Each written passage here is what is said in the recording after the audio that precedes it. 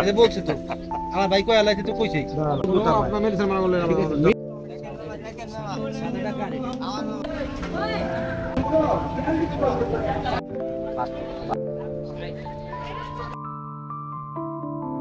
কত চলে যাবা ব্যাপারীর এই জায়গায় গরু হাতে নিয়ে দাঁড়ায় আছে। আসসালামু আলাইকুম, হ্যালো প্রিয় বন্ধুরা। আজকে আমি আপনাদেরকে গরু কিভাবে কিনতে হয়, ব্যাপারীদের সাথে কিভাবে কথা বলতে হয়, কিভাবে পটাইতে হয়, কিভাবে দেখুন গরু কিনবো, সেই বিষয় নিয়ে পুরো ভিডিওটা আজকে দেখবেন, দেখার অনুরোধ রইল। কেননা গরুর সময় ব্যাপারীদের একটা কৌতূহল থাকে যে গতবারের থেকে এবারে গরু আমরা বেশি দামে বিক্রি করব। আর যারা গরু কোরবানি দেয় তারা আবার চিন্তা করে যে গতবারে কিনে লস খাইছি, এবারে কিনে লস খাবো না, এবারে যেভাবে হোক কোরবানি জন্য গরু যেটা কিনবো সেটা আলহামদুলিল্লাহ যেন ভালো হয়, সেটা দিকে লক্ষ্য রাখবো। তো সবার একটা ইয়া থাকে। আর কিছু কিছু ক্ষেত্রে গরু যারা কিনে কোরবানি দেওয়ার সময় তাদের জন্য খুব সতর্ক থাকা উচিত, কারণ কোরবানি দেওয়ার সময় অনেক মাসলা আছে আমাদের ধর্মীয়তে, সেগুলো অনেক সময় অনেক ক্ষেত্র বিশেষ ধ্যান রাখা উচিত। তো চলুন বের হয়ে গেলাম গরু কেনার জন্য, আমি আর আদনান ভাই, সাথে ফরিদ ভাই। ফরিদ ভাই নোয়াখালীর মানুষ, খুব মজার একটা মানুষ। আদনান ভাই ও ঢাকার মানুষ, আমিও ঢাকার। তো আমরা যেহেতু ঢাকা থাকি, তো ঢাকার গাবতলীর উদ্দেশ্যে রওনা দিলাম। তো এমন একটা সময় রওনা দিয়েছিলাম যখন বৃষ্টি পড়তেছিল, বৃষ্টি বৃষ্টি পড়া পড়া ভাব আর কি, আকাশটা অনেক সুন্দর ছিল, মেঘালয় অবস্থা ছিল, ওয়েদারটাও ঠান্ডা ছিল। তো বের হওয়ার ঠিক আধা ঘন্টা আগে অনেক রোদ ছিল, মুহূর্তের মধ্যে আকাশে মেঘ এসে পড়ে। আমাদের গাবতলী যাওয়ার যে কষ্টটা, সেটা আল্লাহ তাআলা একটু স্বস্তি দিয়ে দেয়। তাই আমরা গাবতলী হাটে এসে পড়ি। গাবতলী হাটে এসে প্রথমেই ঢুকে গেলাম, প্যান্ডেল টাঙানো, ওয়েদারটা অনেক সুন্দর, দেখতেছেন আপনারা। তো আদনান ভাই বারবার আমাকে বলতে হয়েছিল যে অর্ণব, গরু দেখো, দামাদামি কইরো, সাথে থাইকো, ভিডিও বানাতে ব্যস্ত থাইকো না, ঠিক আছে, গরু কিনতে হবে। তো আমিও সব দিক থেকে আর কি প্রিপেয়ার নিয়ে গিয়েছিলাম, যে পকেটে টাকা রেখেছিলাম। আদনান ভাই বললো যে টাকা সাবধানে রাখো, কারণ এখানে অনেক চোর বাটপার ঘুরে, তো কখন কিভাবে কোন সময় নিয়ে যাবে তুমি টেরও পাবা না, ওরা অনেক চালু। তো সেদিকে খেয়াল রাখলাম, বড় ভাই হিসেবে একটা দিক নির্দেশনা দিল। তো দেখলাম গরু, শুরুতে অনেক বড় বড় গরু, মহিষ, বড় বড় ছাগল, গরু বিহারি ছাগলগুলো। তো এইখানকার এই যে গরুগুলো দেখতেছেন, এগুলো প্রচুর দাম, যে তুলনামূলক আমাদের মধ্যবিত্তদের জন্য এটা ধরাছোঁয়ার বাহিরে। তো এই গরুগুলো অনেক খামারি থেকে আসে, বেশিরভাগই খামারি ব্যাপারী গরু, অনেক মোটা তাজা গরু, ভম্বল গরু যেটাকে বলে, দেখতেছেন। তা আদনান ভাই খুব স্ট্রং একটা মানুষ, উনি খুব মাইন্ড সেট আপ নিয়ে থাকে যে কখন কি, যেহেতু ছোট একটা ভাইস্তাকে নিয়ে আসছিলাম, ফরিদ ভাইয়ের ছেলে, তো ছোট একটা মানুষ, ওর ফোন নাই, যদি এদিক ওদিক নজর এলোমেলো হয়ে যায় তখন সে হারায় যাবে। অনেক বড় গরুর হাট, আর মানুষ, আর প্রচুর মানুষ। দেখতেছিলাম আমাদের যে রেঞ্জ গরু কেনার যে বাজেটটা, ওই বাজেট অনুযায়ী দেখতেছিলাম। অনেক সময় আদনান ভাই দুইটা গরুও দেখতেছিল, কারণ বাজেটের মধ্যে যদি একটা লটারি লেগে যায় তাহলে তো ভালোই, খারাপ নেই।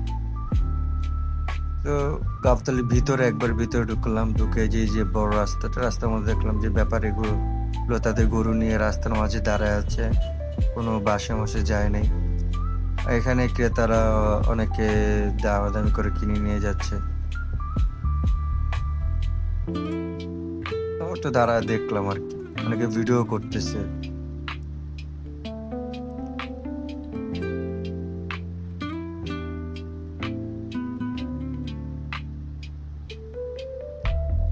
প্রচুর গরু, কিন্তু একটা মানে শিক্ষা বিষয় হচ্ছে কি, যারা গাবতলী যান নাই বা দুই একবার গিয়েছেন তারা আর কি খুব গরু দামাদামি করে বুঝবেন না। তো এখানে গোসল করার জায়গা, এখানে অনেক মানুষের যারা ব্যাপারী ছিল তারা গোসল করে, পানিটাও পরিষ্কার। আহ, এখানে গরু কিনতে হলে খুব একটা স্ট্রং মাইন্ডসেট নিয়ে আসতে হয়, কারণ ব্যাপারীগুলো খুব চালু থাকে। অনেক সময় অনেক যে জিনিসটা ব্যাপারী আমার কাছে গ্রহণযোগ্যতা আপনার মেডিসিন মানা করলেন অনেকগুলো আমার আসলে মেডিসিন দালাল, দেখলেই বোঝা যায়। দালালগুলোর না, মাধ্যমে medicine যদি না, কিনতে যান medicine তাহলে বুঝতে কিন্তু পারছি। বেশিরভাগ সময় অনেক সময় ব্যাপারীও ধরা খায় বা গরু ক্রেতারাও ধরা খায়। কারণ গরু ব্যাপারী যারা দালালগুলো, সেই দালালগুলো এক নজরে দেখে কত যায় চালে যাবা? কারে কাকে আপনি দিতে পারবেন, ধাপ্পা দিতে পারবেন, বা কারে আপনি চুনা খাওয়াইতে পারবেন। আদনান ভাই একটা ব্যাপারীর সাথে একে একে অনেক ব্যাপারীর সাথে কথা বলতেছিল, গরু দামাদামি করতেছিল। বিশ্বাস করবেন না, এমন গরুর দাম বলতেছিল যা আগুন, পুরাই আগুন গরুর দাম, মানে ধরা ছুঁয়ে যাচ্ছিল না। ব্যাপারীগুলো আসলে কি, ব্যাপারীগুলো অনেক সময় একটু বোকামি করে, কারণ এই সময় যে গরু কিনতে যারা আসে বলেন আপনি তারা যদি কিন্তু মিলা যায়, রিয়েল আপনার হাসিটা ভালো লাগছে। গরু ক্রেতা। হ্যাঁ? পরবর্তী সময় যারা আসে তারা আসলে এই যে বলছে তো আমার ভাই কয় আলাইছে তো কইছেই। এই যে বলছে তো আমার ভাই কয় আলাইছে তো কইছেই। একটু চেষ্টা করছিল হাসি দিয়ে কাস্টমার কেনার জন্য, কিন্তু তারা ব্যর্থ, পারে নাই আমাদেরকে কেনার জন্য, ব্যর্থ হয়েছিল।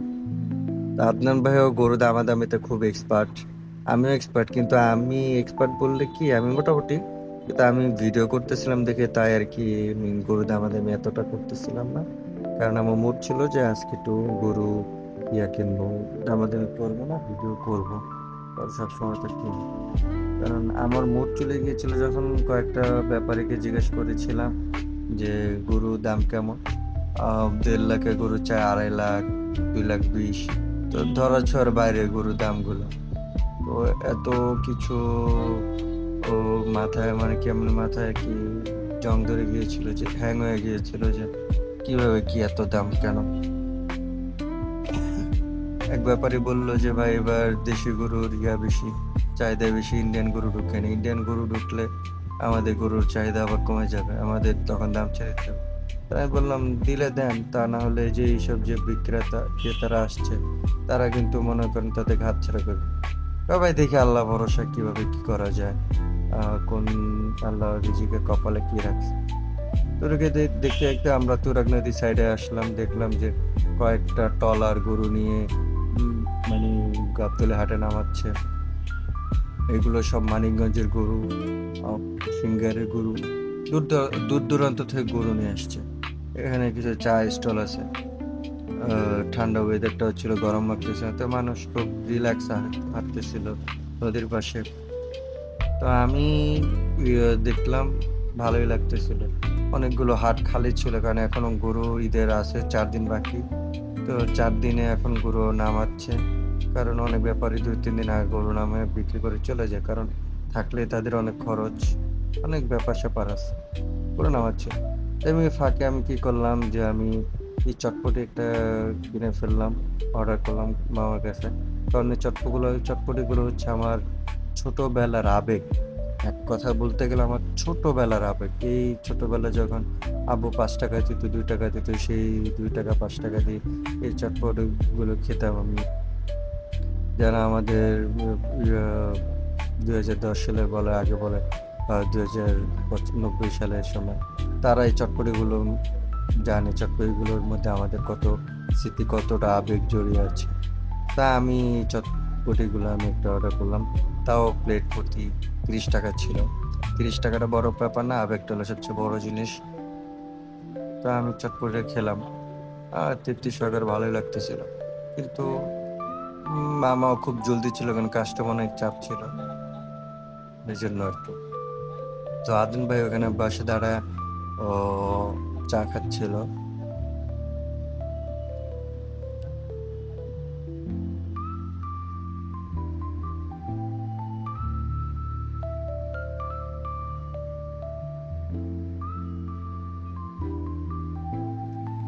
একটা গরু নামার সাথে দৌড় দিল, আমি তো ভয় পেয়ে গেছিলাম কিছু গরু ছুটে গেল নাকি।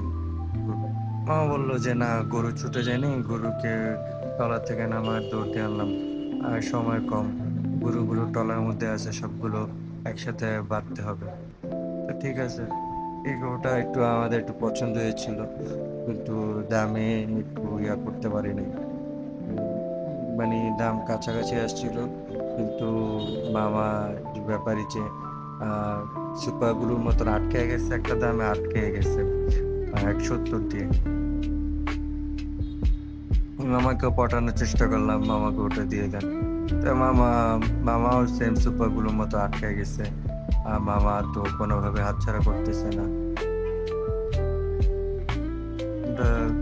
মামা তো মামা উনি বললো যে মাত্র গরুটা নামাই না, যে গরু নামাচ্ছে ব্যাপারীরা, গরু নিয়ে যাচ্ছে বাসের মধ্যে বাঁধবে। তো গরু দেখতে দেখতে বৃষ্টি প্রচুর হচ্ছিল, আকাশটা সন্ধ্যার সময় প্রায় ইয়ে হয়ে গেছিল। এই গরুগুলো দেখতে ভালোই লাগে। আমরা ভাই মধ্যবিত্ত মানুষ, তাই এত বাজেটে গরু কেনার সামর্থ্য আমাদের এখনো হয়নি। ইনশাল্লাহ আল্লাহ তাআলা যদি দেয় তো হবে ইনশাল্লাহ। অনেক বড় বড় গরু গুলো একদিন কেনার ইচ্ছা আছে, এরকম বড় বড় গরু কিনে আল্লাহ তাআলা যেন আমাদেরকে তৌফিক দেয় কেনার জন্য। তো গরুটা একটু কেন জানি করতেছে, পাগলামি করতেছে। এই গরুগুলো একটু ভিআইপি, মানে প্যান্ডেলের নিচে থাকে, ফ্যান ছিল বা ঠান্ডা করে বাতাস দিচ্ছিল।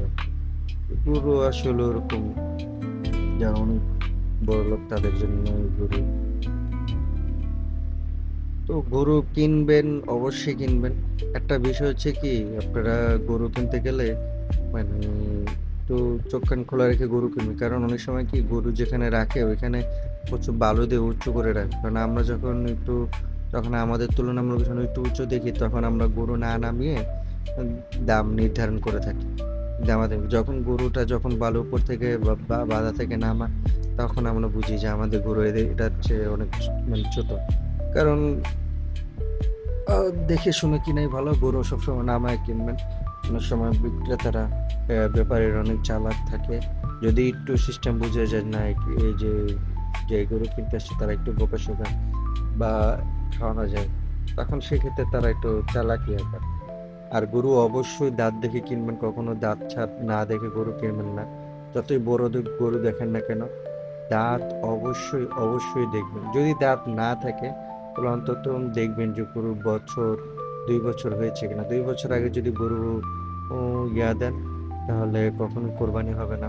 এটা আমাদের যেহেতু কোরবানি, সব ক্ষেত্রে আমাদের সাধারণ যে ধর্মীয় জ্ঞান, এটা সবসময় থাকা উচিত। আমরা অনেক সময় অনেক গরু দাঁত না দেখে কিনে ফেলি। তো ঘুরতে ঘুরতে দেখলাম যে আমার পাগলা পানিটা দেখে আমি যে কি পরিমাণ মনে করেন যে দুর্বল হয়ে গেলাম, কেমন মানে লোল বেরোচ্ছিল। কারণ কাঁচা মরিচ, মানে এটা সিদ্ধ করে এটার মধ্যে যে মশলা দিয়ে যে 5 মিশালে আচার দিয়ে বানাতো, ছোটবেলায় খেতাম, সেই পাগলা পানি আমি ঢাকায় এখন কোথাও দেখি না। তো ঘুরতে ঘুরতে যেভাবে একটা পাগলা পানি আমি পেয়ে যাব, আমি কখনো ভাবতেও পারিনি যে আমি পাগলা পানি এখানে পাবো। তো এই পাগলা পানিগুলোর আসলে এখন ঢাকা শহরে চল নেই, কারণ ঢাকা শহর অনেক আধুনিক হয়ে গিয়েছে, অনেক ডেভেলপ হয়ে গেছে, মানুষের চিন্তাধারা অনেক ডেভেলপ হয়েছে, যার কারণে মানুষ এখন এগুলো রাখে না। যারা আগের কালের মানুষ, তারা তাদের এই ব্যবসা করে খাচ্ছে, এটাই তাদের কিন্তু আমার এই পাগলা পানিগুলো দাম প্রত্যেকটা পার পিস 20 টাকা করে ছিল। ওই সময় আমরা যখন ছোটবেলা খেতাম, তখন অবশ্যই নিশ্চয় মনে আছে আপনাদের, গুলো 2 টাকা 3 টাকা 1 টাকা করে পাওয়া যেত। ওই সময় কথা আমি বলতেছি, এখন 20 টাকা করে। কিন্তু স্বাদ কিন্তু সেই, এটা স্বাদ আসলে এই যুগের ছেলে মেয়েরা বুঝবে না, আমরা যারা খেয়েছিলাম তখন বুঝবে। তো এই গরুটা মনে একটু অসুস্থ হয়ে গিয়েছিল, যার কারণে একটু পাগলামি করতেছিল। কেন জানি না, আমি ব্যাপারীকে ডাক দিলাম যে মামা গরুটা কি হয়েছে। বলতেছে যে বিকাল থেকে আমি করতেছি, বুঝতেছি না কি করবো। মানে খুব অশান্ত করতেছে, তার মাটি তার পা থেকে মাটি সরিয়ে নিচ্ছে। মানে তার মনের অবস্থা খুবই বেশি খারাপ, আর খুব ডাকাডাকি করতেছিল। আমার খুব খারাপ লাগতেছে এটা যে। তো অবশেষে গরু দেখতে দেখতে ফাইনালি আমরা একটা গরু পছন্দই করে ফেললাম। গাবতলী তো গরু আমাদের বাজেটে হচ্ছিল না, কারণ ব্যাপারীরা দাম ছাড়তেছিল না। তাই আলহামদুলিল্লাহ আমরা, ব্যাপারী অনেক খুশি, ব্যাপারীর সাথে দামাদামি করলাম। তো দেখতে দেখতে আমরা ইস্টার্ন হাউজিং এসে গরু আমরা একটা পছন্দ করে ফেললাম, দামাদামি করে ফেললাম। গরুটা বড় জাতের গরু, মাশাল্লাহ আলহামদুলিল্লাহ আমাদের বাজেটে মোটামুটি মাশাল্লাহ বললেই চলে। আব্বুকে পিকচার দিয়ে দেখালাম। তা আমার গরু, এই গরুর সাথে এই গরু একটু খুনসুটি খেলতেছিল।